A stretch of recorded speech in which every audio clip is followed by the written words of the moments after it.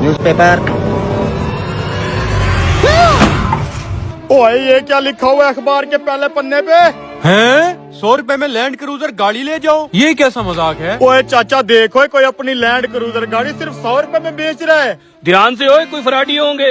ये कम से कम 4-5 करोड़ रुपए की गाड़ी होगी। 100 रुपए की कौन बेचेगा? बेवकूफ समझा है क्या?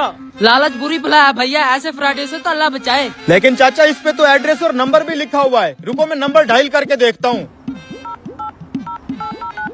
कुछ अर्सा पहले इसी तरह का एक इश्तेहार छपा था। एक ट्रैक्टर बिक रहा था सिर्फ 20,000 रुपए का। अच्छा, मेरे कुछ जानने वाले बंदे चले गए वो ट्रैक्टर लेने। फिर क्या हुआ चाचा? होना क्या था, कोई ट्रैक्टर वैक्टर नहीं था। वो तो साले टिकट निकले। उनको किडनैप करके उनके घर वालों से 2 करोड़ रुपया तवान मांग लिया उन्होंने। चाचा डरा क्यों रहा है?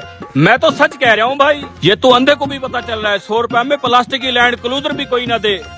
अच्छा नंबर मिलाने में कौन सा किडनैप हो जाऊंगा? भाइयों एक दफा नंबर डायल करके देख।